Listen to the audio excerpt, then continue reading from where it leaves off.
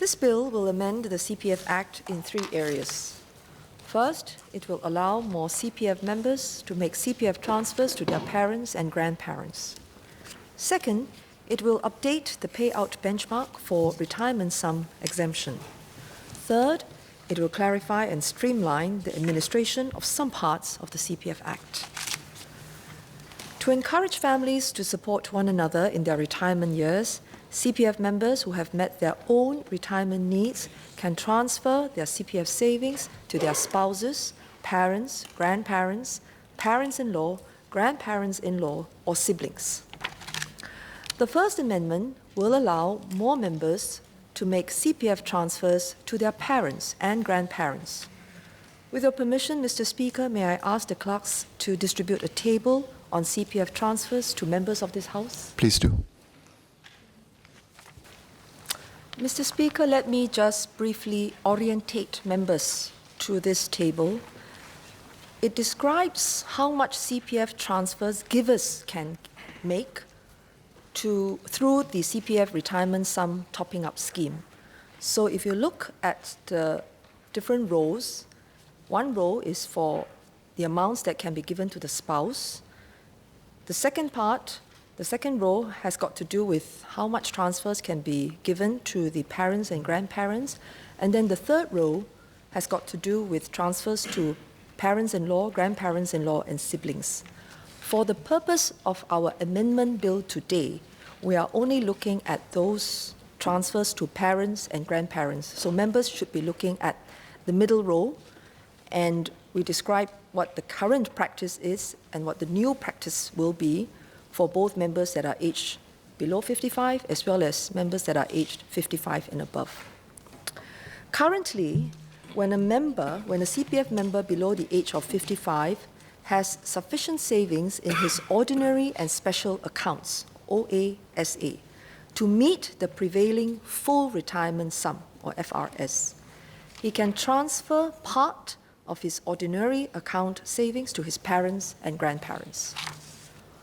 For a member aged 55 and above to do likewise, the CPF board will look at his combined savings, not just in his ordinary and special accounts, but also include his retirement account. In other words, we will look at all 3, OASA and RA, and if those combined savings are sufficient to meet the full retirement sum of his cohort, he can transfer part of his OA savings. That is the current practice. To explain the amendment, let me first talk about the property charge. Many CPF members own property. When CPF OA savings are used to finance the property purchase, a charge is placed on the property so that if the property is subsequently sold, proceeds from the sale will be used to refund the CPF OA principal sum previously withdrawn to buy the property, plus interest the member would have earned if it had not been withdrawn. So that is the property charge.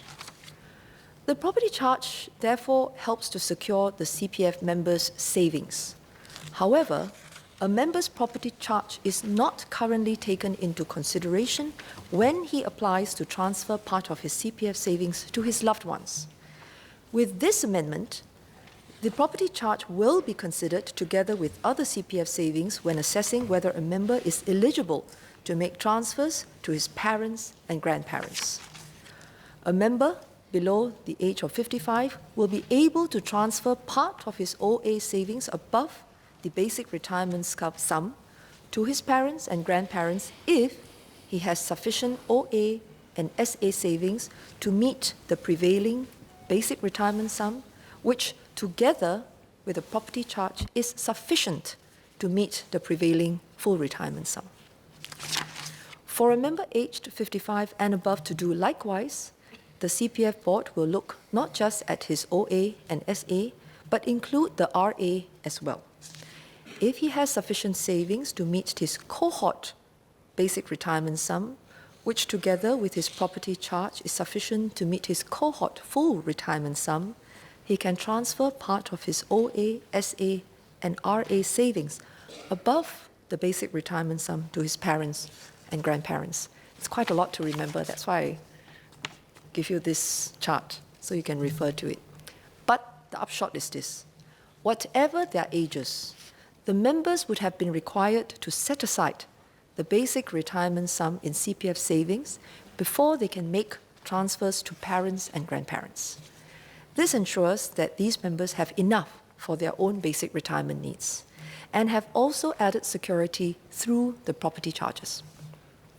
About 20% of CPF members aged 30 to 70 meet the current thresholds to make transfers to their parents and grandparents. With the amendment, 30% of CPF members will be eligible. This means about 340,000 more members.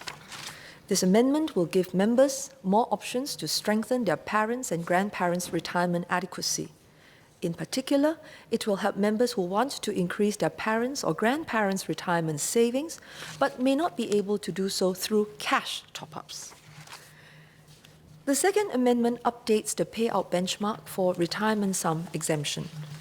Today, in addition to his CPF savings, a member may have lifelong payouts from a private annuity or pension, which is higher than the monthly CPF payout that an aged peer receives under the retirement sum scheme. Such members have been allowed to apply to withdraw their CPF savings without having to set aside their cohort retirement sum. Those with lower private annuity or pension payouts may apply for partial exemption from setting aside their cohort retirement sum.